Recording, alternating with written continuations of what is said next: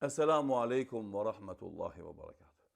Ejmen el-Atum është një shkrimtar I cili ka disa libra me një stil interesant, e thot një pjesë e cila është e rëndësishme për të pas parasysh edukimi I rinjë son.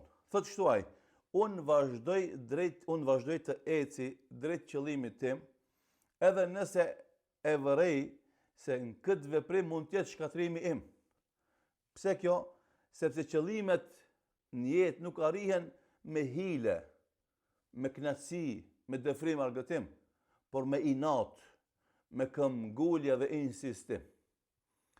Do thot dita e dëshmuar faqe 14. Duke e lexuar këtë fjali, une thash kështu: çka I mungon rinjë son? Rinjë son I mungon qëllimi, rinjë son I mungon veprimi, rinjë son I mungon inati, insistimi, këmbgulja. Edhe çka mund të jetë rezultat në mungesë të këtyre tre komponenteve bazë: qëllimit, veprimit dhe insistimit? Dështimi.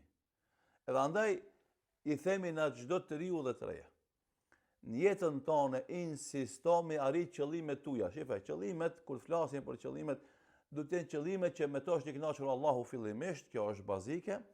E dyta që janë dobishme për ty, familjen tonë, popullin tanë dhe vendin tanë.